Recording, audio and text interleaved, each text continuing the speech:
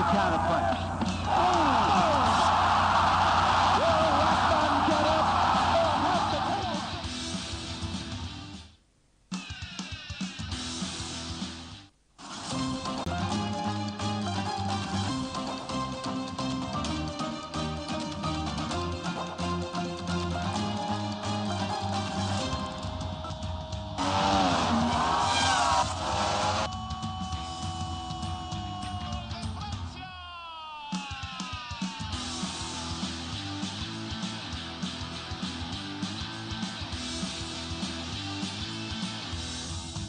Killing him, not the counter punch.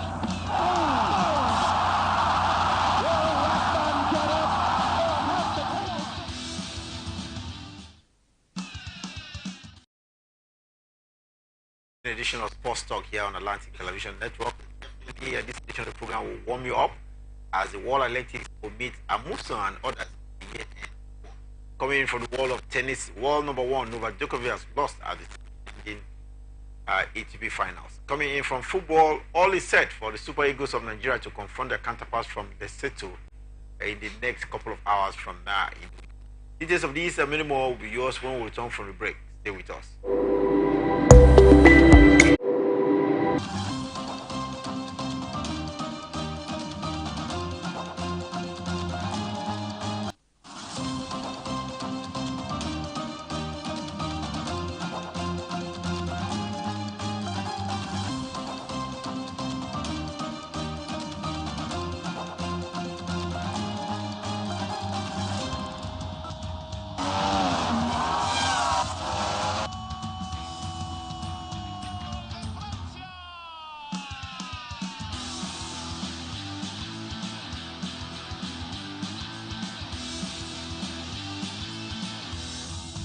Killing him, not the counter.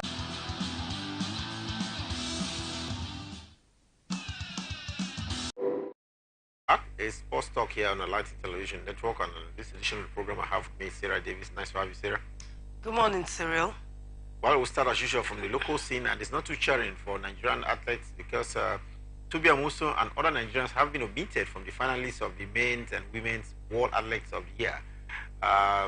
This is, Tobi Amuso clocked a new season best of 12.34 seconds in 100 meters for those events, at the Sierra Diamond League meet. But a couple of days later, she was charged with 3 anti-doping controls and was given a provisional suspension from participation. Maybe this could be responsible for omission of her name from the list of the Athletes of the Year award. Well, do we really need a soothsayer to tell us that at the end of the day this will happen? Very obvious. I mean, having been suspended, there was just no need. I mean, there was just no way, you will find her name. And not just, Tobi Amuso. We also have, some other Nigerian athletes, the likes of Diva, Duduru, and the likes, who have had, one form of doping suspension and all of that. So it was actually being expected. But this is not, so good for us as Nigerians. And that's why every now and then we have kept, calling on the AFN. Get enough, athletes for Nigeria. We have full of athletes. That way we will not have all of these, shortcomings. But really sad, for her.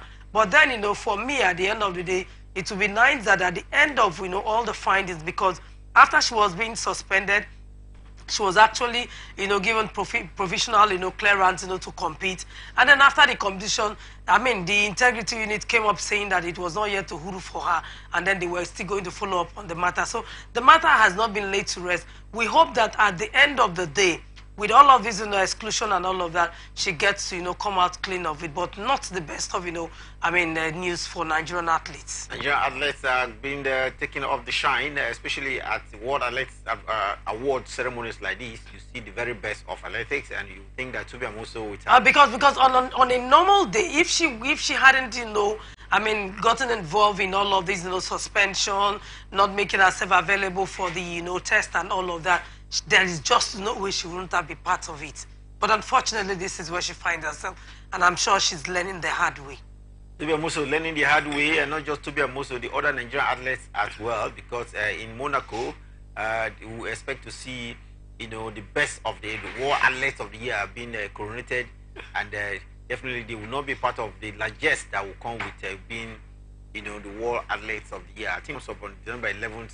And it will be really, really sad that in the year when Nigerians have distinguish themselves on the tracks and on the field, that would not be recognized at the very global stage or at the very best of stage where athletes of the year, both for men and female women, are being announced. Sherika Jackson and some other top athletes from some African countries are in the race for this one. We hope that the very best will win this one. It is an all-expense paid trip to Monaco, where you can as well meet with top other athletes around the world. And then what's a way, to motivate, Nigerian athletes if we hadn't found ourselves in this, situation? But like you said, we're going to be having, athletes from Ivory Coast. We're going to be having, athletes from, other African countries. But irony for us, we won't be having, our Nigerian athletes. And for those, who have done the right thing, let them just go enjoy themselves. Let's hope that those who have done the right thing will take the shine, and then get the very best. But for Nigeria, like I said, I did allude there, the Nigeria Athletics Federation of Nigeria definitely have a lot of work to do. The Athletics Integrity Unit, attached to the federation, must be up and running and follow up with Nigerian athletes globally, so that we really do not get ourselves embarrassed. The case of Blessing Oborodudu, what's the other lady's name now? Divine Oborodudu. And Blessing Okabari is already well documented. And I do think that the anti-doping committee of here in Nigeria has a very big work to do. Aside the fact that we're looking at the AFN, the AFN has the bulk of work to do, but the anti-doping department also have a major work to do. Campaign should start immediately, because we cannot fold our hands and see our athletes, our best athletes, getting into, this kind of issues year in, year out. Well, can't do that, and we just hope that those charged with running athletics Nigeria get their job properly up to it. I'm very sure that the integrity unit here in Nigeria seem to have fallen a little bit short, but they have to wake up now and ensure that we do not miss out at global shine.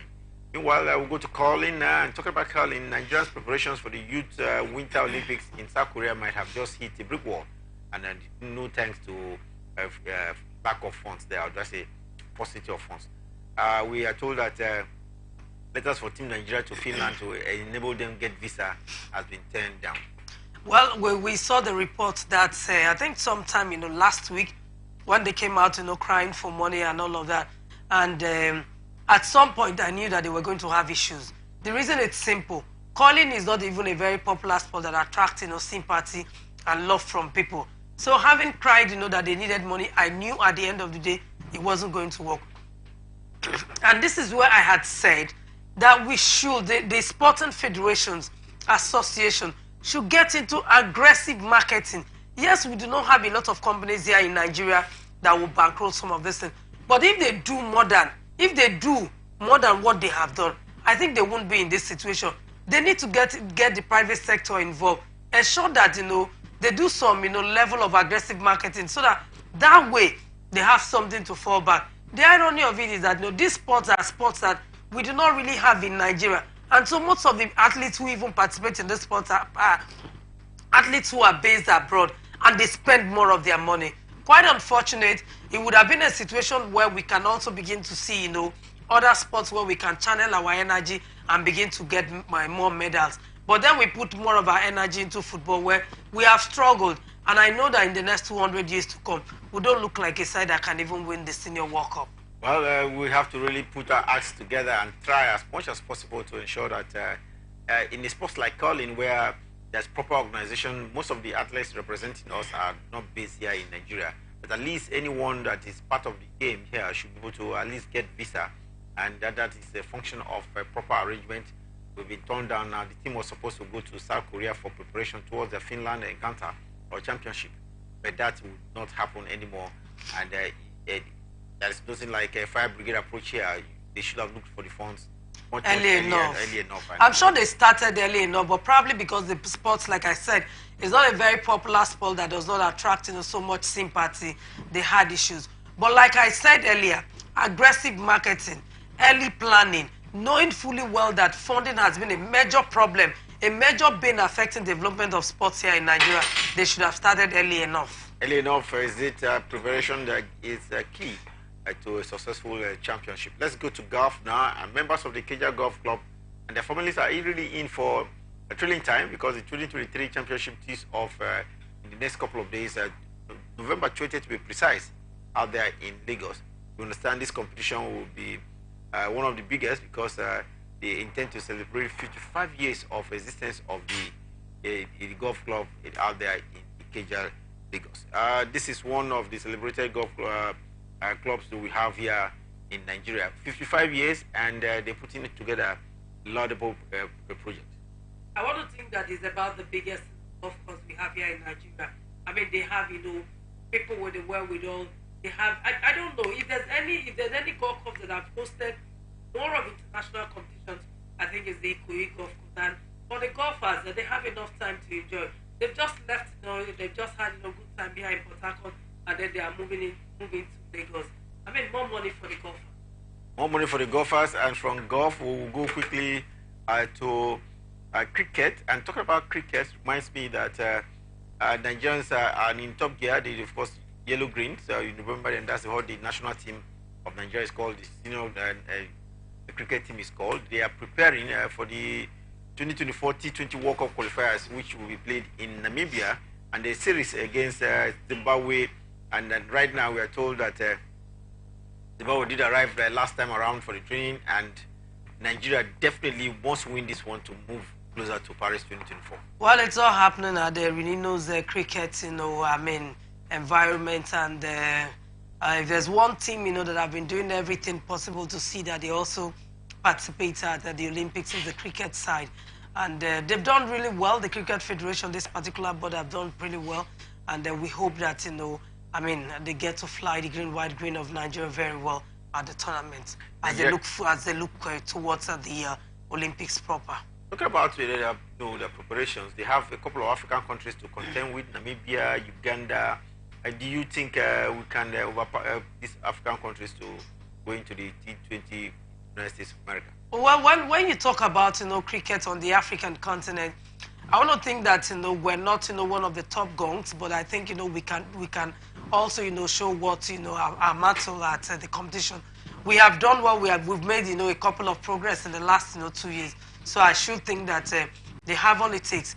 They have the quality in their side to also represent us well. Then for us to go to boxing, and in boxing, Anthony Joshua, we are told, is set to face Otto Wallin in Saudi Arabia from the 23rd of December, while Deontay Wilder has agreed to fight Joseph Parker on the same night. Tyson Fury and Alexander Usyk are unable to meet up on their own date in Riyadh. Saudi Arabia, everybody now knows to be the maker of boxing, but I think it's it goes beyond getting the confidence. I think it's also about the money they want to make.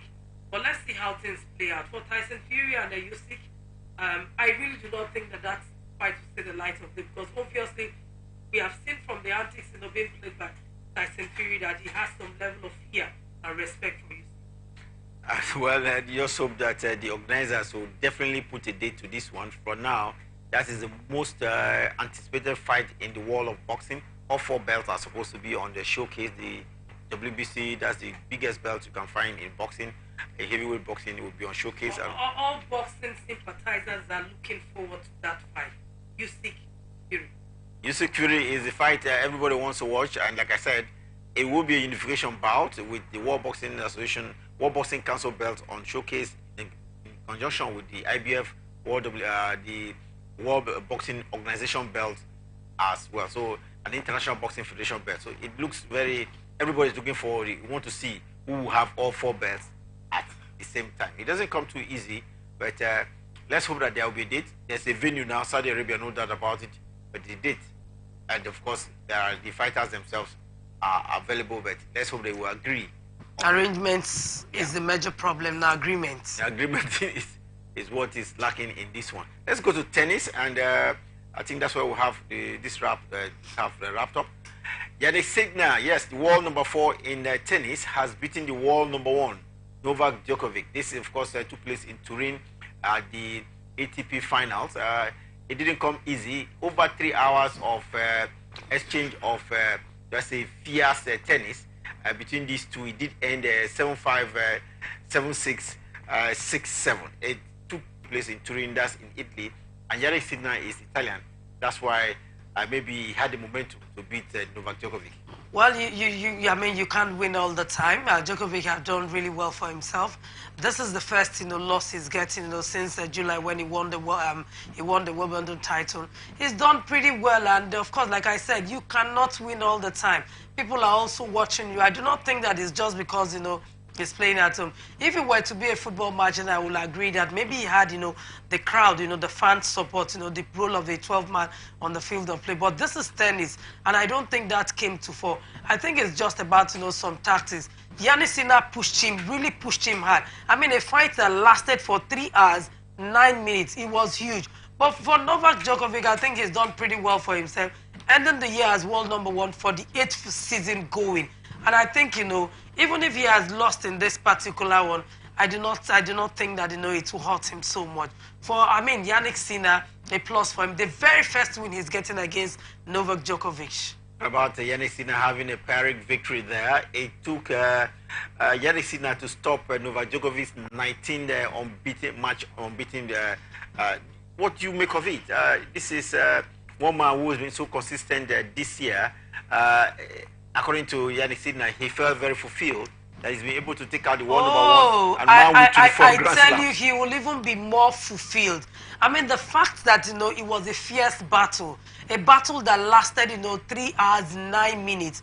I mean, he's more than fulfilled. The fact that, it was even a certain Novak Djokovic, a man he has never won. It's more than, being fulfilled going towards the end of the year. And I think it will spoil him going, towards the end of the year and preparing for the Australian Open. A huge one for him. History making for Sinner there.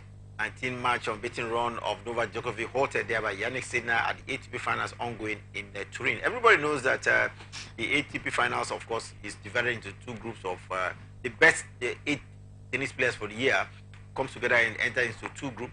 And the top 2 will have to qualify for the semi-final. And so in the other group, we saw Stefanos Tsitsipas withdraw from the competition.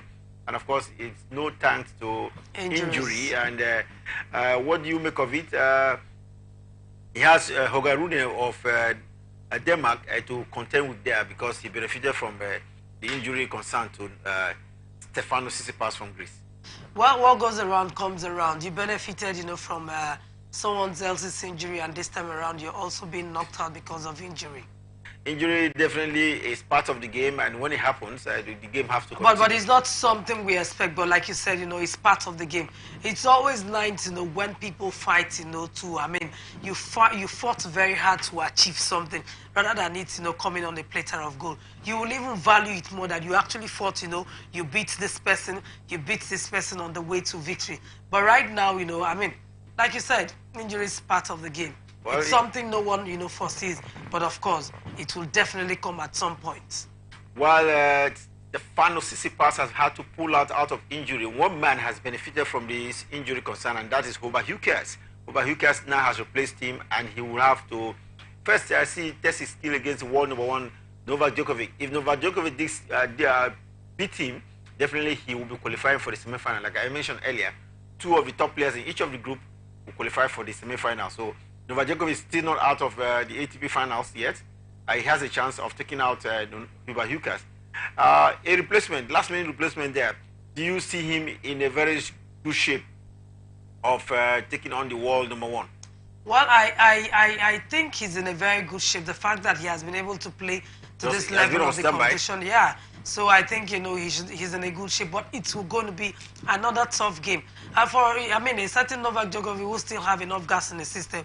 He has had to, sleep at some point. He will want to, bounce back. Well, with that dressing, I really want to watch and see, because when you are a standby player, you are called in because of an injury concern like this. It will be some kind of, an upset if we see Hubert Hurkacz upset, or win world #1 Novak Djokovic. But we've seen situations where, someone just comes in, or probably a team or a person, was just reinstated to a competition, and with less preparation, the person goes all the way to do well. I mean, we saw that, a couple of days ago in the UFC, where someone who hasn't fought for close to 2 years, came on board and then did pretty well. So sometimes it could be like the fact that you haven't played, you probably would have exhausted, part of your gas and all of that. And this man has been on standby. He comes in and then starts fresh. So well, it could go either way. But I do think that Thunder lightning will not strike a second time for Novak Djokovic. Novak Djokovic definitely will not expect to crash out from the ATP finals. This is one tournament where he has won a couple of times, and he really wants to end the year as a winner of the best. Like I mentioned to you, the top 8 tennis players right now in the world are in this tournament. And if you are the world number 1, it becomes you should be able to at least lead the pack of the best players at the end of the season. We've seen a situation where world number 1 don't end up winning this ATP finals. So, and for me, if you win the ATP finals, it's the best of the 8. So it should be. I should think that despite the fact that I have been able to put up a case that his opponent is coming in, as a standby and may not have exhausted enough gas. But I should think that his loss to Isner is, a turning point for him. That's for me. I think it's an eye opener for him that he needs to wake up. I hope that Isner definitely. Let's see, but like I look at it now, if Hookers do lose to world number 1 Novak Djokovic, then he will wake up again. Then Yannick Sinner, if he takes out Rooney, then it will be a tough final, because the 2 of them will definitely be back again in the final. I think that's what I want as a tennis follower. I want to see the world number 1 up again against the world number 4. Well, it's always nice to know a repeat of what happened the last time. Yes. It's always nice to know when you get to see, the biggest, of players, fight against each other. It becomes even more interesting. But then, we'll just keep our fingers crossed and see how they prosecute things, at this particular level before we, look forward to the finals itself. One name that is missing so far is Carlos Alcaraz. I was going to say you didn't mention him, but somehow I think it escaped my mind. It looks very disturbing that he's lost consecutively now the 3rd time. I think, this is what, Is it a flash in the pan? I wouldn't say it's a flash in the pan, because, he has kept some level of consistency. But I think, he also needs, time. And then maybe he's had, some emotional issues or probably some level of injuries he's managing and all of that. But he needs to keep that consistency, because he was the one, every tennis, sympathizers have been tipping, as a future of, tennis. But unfortunately, in the last, since the Wimbledon Open, when, things didn't go his way, he hasn't been, getting the result. And of course, I think he's losing to the same man, for the 2nd time. Alexander Zverev? Yes. Well, Alexander Zverev, no doubt, is one man who you would know has the capacity to upset any tennis player, whether you're the world number 1 or not. Remember, he had been a champion of these ATP finals twice, I think 2018 and 2021 or so. And he has the capacity to really, really upset big-name players. But for me, I'm more worried about Carlos Alcaraz. I remember 2 years ago, he was outside of the top 200, but he came and rose to the world number 1. And thereafter, we've seen him, suffer one defeat or the other.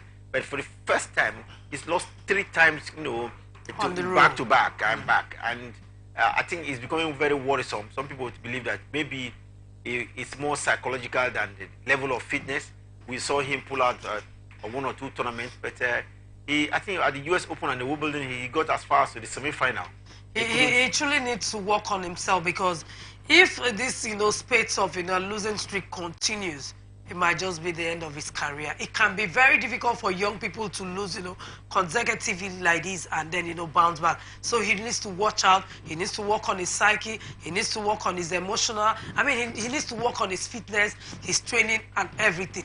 If he sees that he's not doing well, maybe he has to change a coach and then get somebody else. Carlos Alcaraz, former world number 1, now world number 2. We remember he did win the Wimbledon this year. But thereafter, he suffered. And given the points he has right now, if he doesn't wake up before the end of this year proper, he might slip below number 5. Well, US Open semi-finalists, and I think he was French Open semi-finalist as well.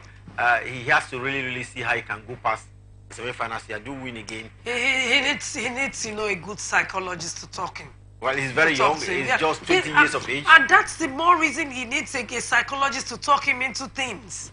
Well, we bring back that confidence. Well, let's hope that world number 2, definitely Carlos Alcaraz will heed the advice. Because for me right now, my hope that the younger generation will take over from the likes of Djokovic is beginning to, you know, drop. Because if at this point when we felt that, Alcaraz will be the one, you know, to upset, you know, these, you know, big players. If he doesn't do that, then that confidence for Djokovic and the other big players will continue to rise. Nobody is discouraging them. So their confidence will continue to build and the gas in them will continue to increase. And that way, they will continue to rule the world in tennis. Time for us to wrap up the first half of the show. Definitely we'll be back for the second half in a jiffy. And when we return, we'll take a look at how the camp of the Super Eagles is bubbling in Uyo and a lot more in football. Today, we know that there are a couple of World Cup qualifiers as well in Europe. A lot is happening in the world of football. When we return from a break, it will be all yours.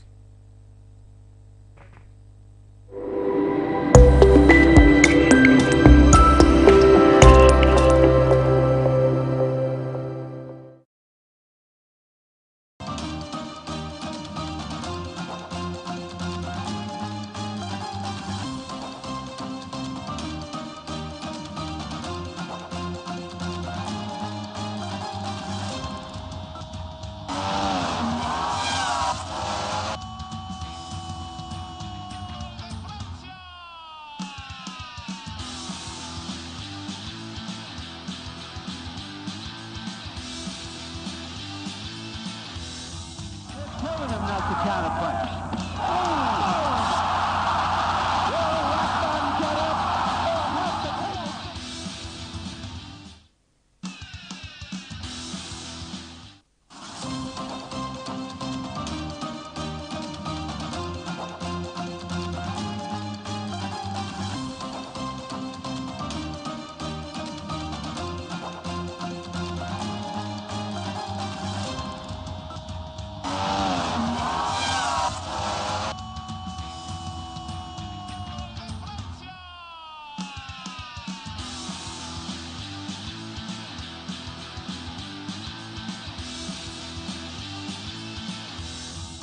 Killing him, not the counterpunch.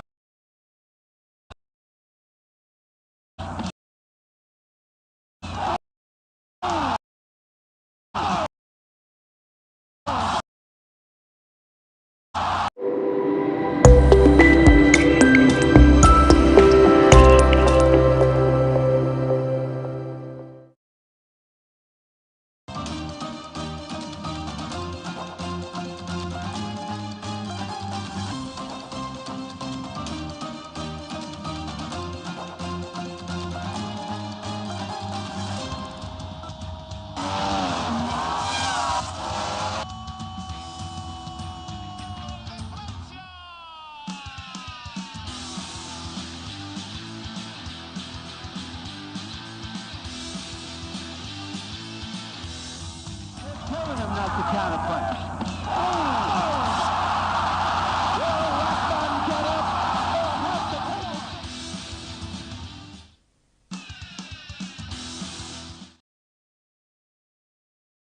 Back, Sports Talk here on Atlantic Television Network, and we're hosting home now with football stories. First, we start from the local scene where determined to invigorate the organized youth football league, the Nigerian Premier League Football League here in the country. The board has set up a 7-member youth league committee to organize 2023-2024 Nigerian Premier Football League, and that's a professional football league, youth league. There's been much talk about not having a proper succession for the players. You know, the teams do not have feeder teams. Across Europe, where we imitate Premier League football, we know that each club side has their own youth team, you know, that play the same league, you know, at the same time when the senior side is playing. But this has been lacking here in Nigeria. And maybe in the wisdom of the new board of the Nigerian Professional Football League, there's now a youth league. We understand that Pastor Emeka Yema has been nominated as chairman of this the committee. to oversee the running of youth league. Can we have a youth league in Nigeria? Yes, we can. Now, if we're saying that we want to copy everything, that they do in Europe, we copy and paste. This is one of the good copy and paste we should do. Yeah. We have seen over the years that even when club sides, because they have these youth leagues, every club, over they have their, feeder teams or, team B. When the club, has a lot of injury worries, or sometimes, when they have bigger competition, they could just, bring in, this team B and then use it, to play the junior team to play for them. We saw that last time when, it was Liverpool, that had to bring their youth team to play for them. Sometimes even when there are injury worries, you can decide to get players from the youth team to join them. So I think it's a plus for them. That's why I said when the Benga Elegbere led, MPFL board came on board, I said, let us give them, some level of, let us give them that support. They have done well in their bridge league. Let us also see what they can do. And then having somebody like the former chairman of Abia Warriors, Pastor Emeka Iyama, leading that team, I think they will do well. He knows how to manage, youth teams. He has had, I remember very well that they had, an academy sometime in Abia State. I don't know if the academy is still functioning, but then I think he's a technocrat, and let's give them the support. Let's also believe that this youth league will function properly, and then at the end of the day, it will yield some of those results, some of those objectives for the reason for having this youth league. Youth league for me is very important because you need to see how to replace some of the players that are in the team. You don't every time have to go abroad, or not just or abroad, look for ready-made players. Ready-made players, and it's a long-term plan. Yes, we should see a situation where the youths of the team are being integrated into the club side gradually, and that will be it. Let me hope that in the days ahead, this youth league will kick off, and they will play side by side, week by week, as the senior team they are playing their encounter. We'll see the youth as well. Meaning that means that if this youth league will have to play side by side with the senior league, the NPFL, meaning that they will have to start at some point when the league has gone on break, because they cannot start now. They've already started. Well, talking about already starting, the qualifiers for 2026 World Cup is ongoing across the world right now, and here in Nigeria, the Super Eagles of Nigeria are to host their counterparts from set to tomorrow at the Godswill Akpabio Stadium. Ahead of that encounter, all 23 players invited to the squad have already entered into U, and of course they had their first training session yesterday at the practice pitch of the Godswill Akpabio Stadium. Sarah, looking at this list of players invited, a lot of people have talked about the goalkeeping department of the team as one of the weakest had so far in recent times in the team.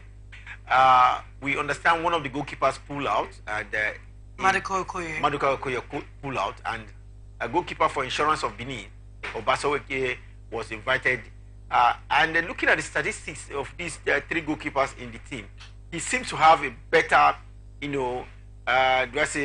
record this season than the other two foreign-based goalkeepers. And a lot of people are beginning to think that he should be given the nod as the first as goalkeeper to start the game tomorrow.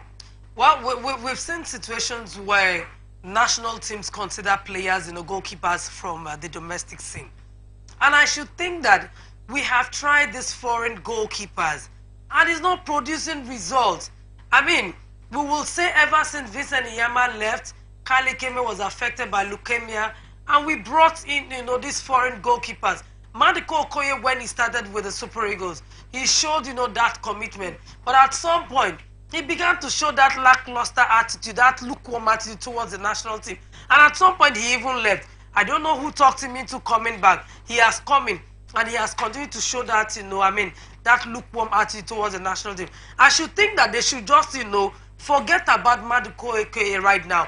I am one of those who also felt that Maduka Okoye, had that confidence in between the sticks when he started.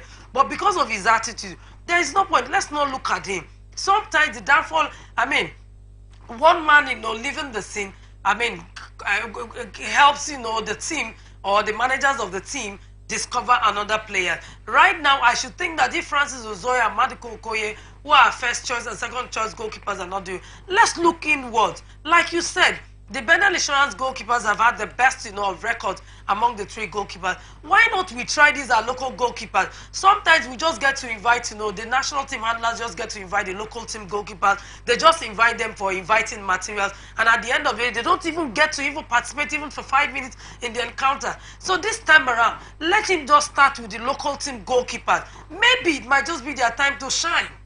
That goalkeeping department has been a major problem over the years, and sometimes if you don't give people opportunity, you don't get to know what they are made of. Amaso Basogie, the goalkeeper of Insurance of Benin, definitely this season is considered only 1 goal, and the other 2 goalkeepers invited from Europe. Degree at club sides. No, but for me, it doesn't matter. At least if they were playing week in, week out, you understand. Which league do they play? Well, you have to put all of those things into consideration. Vincent Eyama, started here from Nigeria. So we should look inward. We should begin to give, opportunity to our local, goalkeepers. Give them, keep faith in them and see what they can do. If we start our local goalkeepers, I should think that there's nothing wrong if, they have to start, the Bendel Insurance goalkeeper. Let them start, and maybe from there we'll not discover that we also do have these goalkeepers at home that we have been ignoring. Meanwhile, standing captain of the Super Eagles of Nigeria, Kenny Omero, believes that the team will definitely qualify for the 2026 World Cup that will be hosted by 3 countries: United States of America, Canada, and Mexico in the year 2026. Well, if they don't qualify, they should wait for me. After they were ousted the last time by Ghana, home and away, they could not get, a decent result to qualify. They know what is at stake. As a football player, you didn't play at the World Cup, you missed the World Cup, went into that encounter with some level of, complacency. If they don't, they should be able to win Lesotho convincingly.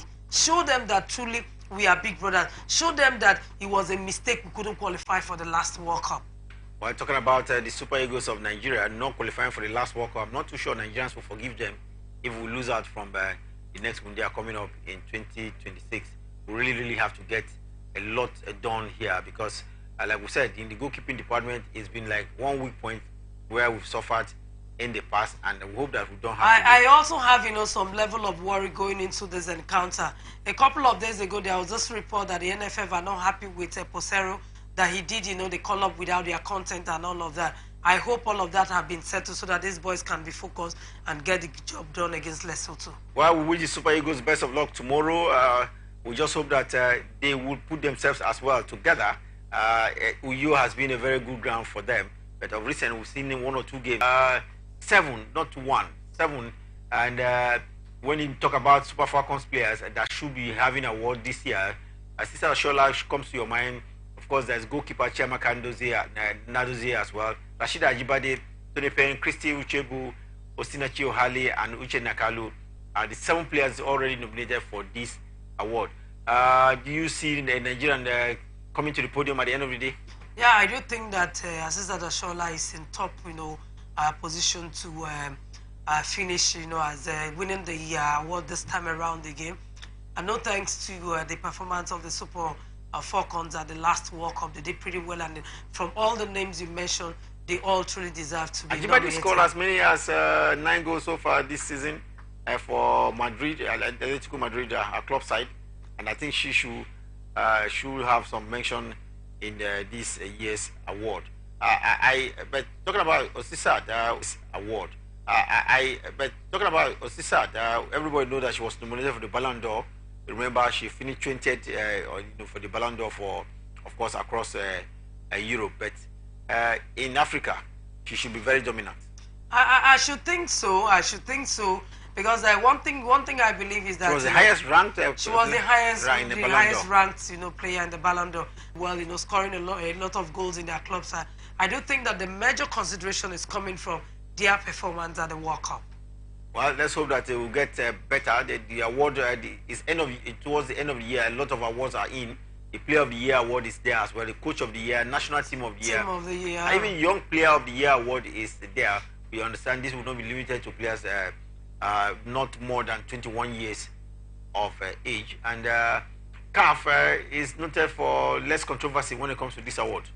I think they are noted for less controversy, but I remember, years back, was it the year Which player was it that was nominated? There was a bit of controversy, but let's, just, keep that behind and hope that the right thing is done. Well, let's see, still in Europe, what is coming up.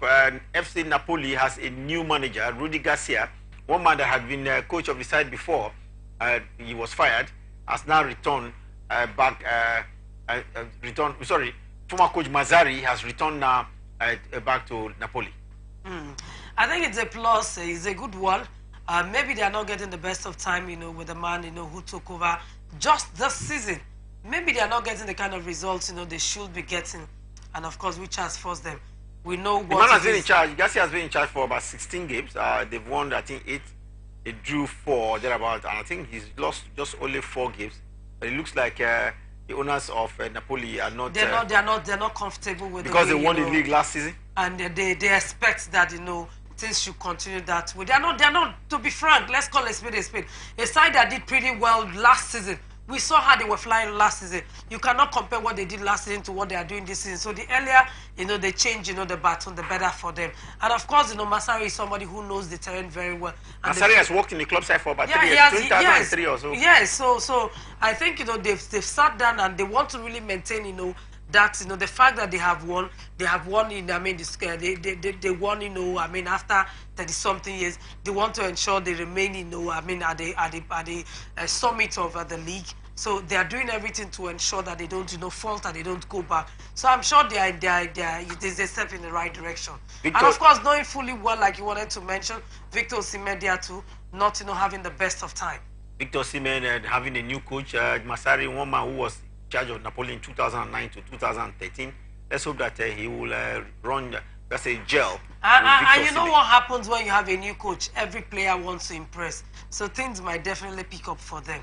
Victor Osimhen, of course, has not been in action because of injury concerns. But we hope that by the time he gets back to Napoli, he will have a new coach there, and he will just start to deliver. Because, like you said, I did mention that every player now wants to impress before a new coach. What has happened last season definitely will not be on a showcase. Talking about coaches, reminds me that Chelsea female football coach is now the new head coach of the United States of America. Talking about Emma Hayes, she was named the new manager of the United States side, and she'll still be in charge of Chelsea up till the end of the season. But for now, she has to combine the 2 jobs. It doesn't come easy. She's reputed to be the best female coach in the world.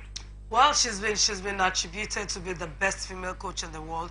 And at the last World Cup, she has won 13 major trophies. At the last World Cup, it was rumored that the present coach then, was going to leave. There were rumors whether she was going to leave or was going to stay and all of that. And right now, for England, they want the best. The United States of America. The United States of America, I beg your pardon, was just mixing up. Yeah, I think it's a good one for them. Talking about Emma Hayes, but you see, sometimes, 47 years she is, sometimes, managing, a national team and a club side can be a bit challenging. But since it's just, going to be staying at the side till the end of the season, I think it's not a bad one. Something interesting about her appointment as the female national United States of America national football team coach, there's the insinuation that she will earn the same salary with the male counterparts. I think it's a good one. The United States have been the one, showing the way of how to manage, the women and the men. It was the United States women that came out initially protesting that whatever the men are being paid, the women should be paid. And I think, it's a way to go. Let others follow suit. The same way the men are running, the same way the women are running. The same way the female coaches are thinking, the same way the male coaches are thinking. What is good for the goose is also good for the gander. So let's go. Who is saying this? A woman. Well, let's see whether we can give you a little bit of news around transfer. It's another season when transfers get up again. The January transfer window is open. Bayern Munich have signed 17-year-old Nestor Inakunda, a rising star of the Australian Football Federation. And right now, we hope that this deal that is expected to be announced tomorrow will see the 18-year-old, become a new player for Bayern Munich from Adelaide in Australia. Transfers. I don't know. Let's see how things play out. Inakunde, no doubt, coming to Bayern Munich, a team where you are expected to deliver. And for a 17-year-old, I'm very sure he will be understudy for the man that is scoring so well, Harry Kane, the of England. We're Scoring plus goals. for him to play alongside, you know, a player like Harry Kane. No, I mean, we're seeing, you know, young players doing well even in the La Liga. Young players definitely doing well in the La Liga. Teenage players. And if you look at it, we've seen young players do well. There is, I think, a certain teller being invited for the Super Eagles.